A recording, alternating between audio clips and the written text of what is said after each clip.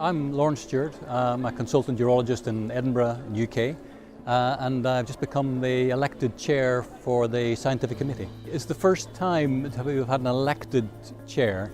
What has tended to happen in the past, or was always happening in the past, we've had a chair who has been appointed or elected, but only for the meeting in question.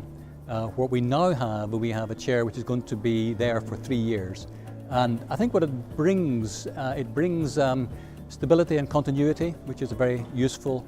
It will allow us to develop ideas over a 3-year period, and we're already looking at ways to improve our scoring system. And it, I think most importantly, gives our scientific committee representation to the Board of Trustees, which is something that's been missing all the way along. So we've depended on a member of the committee being a trustee member, which isn't always the case. So I think all of these are going to help further develop and improve what we deliver through the scientific committee. Yeah, I've been in the scientific committee longer than I like to think about. Because I was under the old rules, I had 2 years before I took over chair for the meeting in Glasgow, which is very successful, I'm glad to say. And then 2 years after that, and then I was co-opted for a further year. So I've had 6 years already sitting on the scientific committee. So now coming back with a gap, which was needed. So come back for another 3 years, I think it's a good thing. So I've got hopefully sufficient understanding of how it works and ideas to how we can develop it.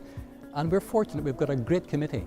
And I'm very thankful to Nacelio Lemos, who's done a great job in the last year as chair before we held the elections. So he's done a marvellous job. It's very easy for me just to carry on and use what he's done and develop things further. So I think it's going to be a big success. Highlights have been, I think, probably the session where Mary Fitzpatrick chaired a session was excellent with Linda Brubaker, and this continuing idea of the microbiome of the bladder, which is such a new concept. Up until last year, we all believed urine was sterile, and now we believe it's anything but. It's full of bacteria, which seem to be potentially protective. I think that is a big and interesting feature. I chaired a session today where it was very interesting because we seem to be breaking into potentially 2 camps. Those that may think we should maybe try and sterilize the urine because all these bacteria are a problem, which I think is going to be impossible. And those who are almost thinking the exact opposite and saying, well, rather than trying to destroy all these bacteria, given that some are beneficial, should we maybe try to introduce good bacteria, much in the same way as we talk about good and bad bacteria in the gut. So I think that's a very exciting concept. I think ICS is very good at this because we don't shy away from things that are a bit controversial.